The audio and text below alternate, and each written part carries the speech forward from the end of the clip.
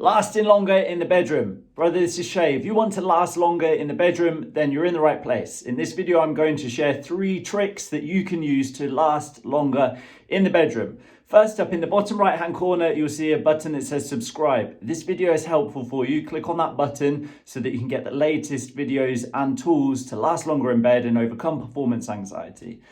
Okay, first up, let's get straight in with this, and I've got something juicy for you at the end. So trick number one. Trick number one is about fear state, not going into sex with a high intensity fear state. What do I mean by that? I'd like you to imagine a scale of 0 to 10. 0 is I feel calm, 10 is I'm really feeling anxious, intense, sweating, I can feel my heartbeat pulsing, these kind of things when it comes to sex.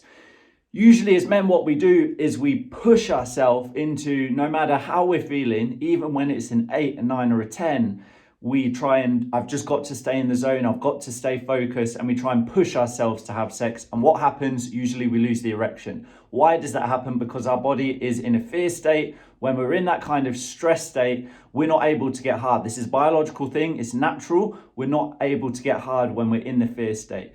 So what do we do about that? We don't go into sex, we don't go into having sex anytime we're at a 5 or above, Now, you may be thinking, oh, well, that's great, but I'm always a 5 and above and I want to be having sex. And I hear you, I get that.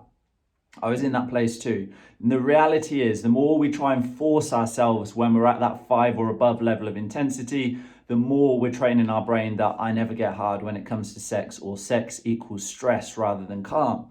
So we must back down the scale and realize it's okay for us not to push ourselves into it. It doesn't make us less of a man.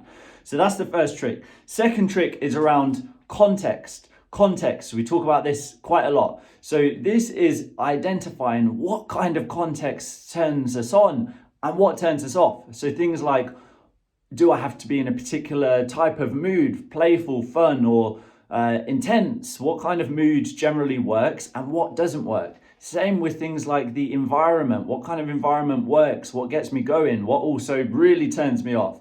And things like setting or time of day. You know, just starting to notice the things when it comes to intimacy and sex. What kind of environments work, or what kind of contexts work? Mood, setting, time of day, these types of things. And what doesn't work? Maybe for some people in the morning, that's it. I want to be getting on it and having intimacy. For other people, it may be like, no way, I've just woken up. There's no way I want to do it. For other people, it may be, let's say, in a outdoors. Let's just use that as an example. That may get some people going. For other people, no way, too risky. I'm not doing that. So understanding individually what turns us on and what turns us off, this context is really important to be able to create a scenario where we last longer, creating a scenario that turns us on. Okay, that's the whole aim of that second trick, is doing more of what turns us on and less of what turns us off. And the third and final one in this video is porn and masturbation. So ideally, we want to reduce, if not cut out, that's the absolute ideal. The ninja move that we'd be going for is cutting out porn, especially masturbating to porn. Why is this important? Because when we're doing that as men, generally we're not doing it for ages, and we train our brain to come quickly, and that does not help us out when it comes to real life intimacy. We've trained that over many, many years, and you may be thinking, well, if I spend longer watching porn, is that okay? Or you may already spend a long time watching porn and feeling like, but things are not like that when I'm having intimacy in real life.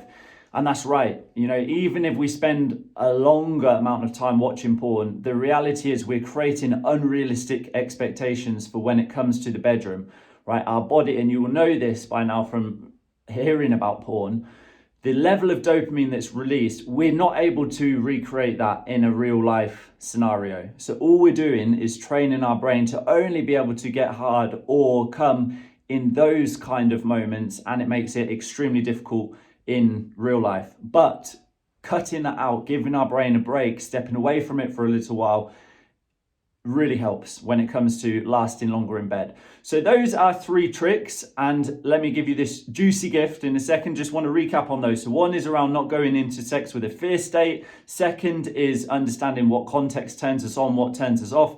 Third is around porn and masturbation. Now, I've put together a free 7-step guide. So this is just 3 of the tricks, but I've put 7 tricks into this guide, and it's 7 steps to last longer in bed. If you'd like to get your hands on that free guide, in the comments below, you'll find a link to it. Click on that link. It will take you straight to the page where you can get access to the guide, and I'll see you there. Those 7 steps will be the tricks that you need so that you can last longer in bed. Head to the comments below. See you on that page.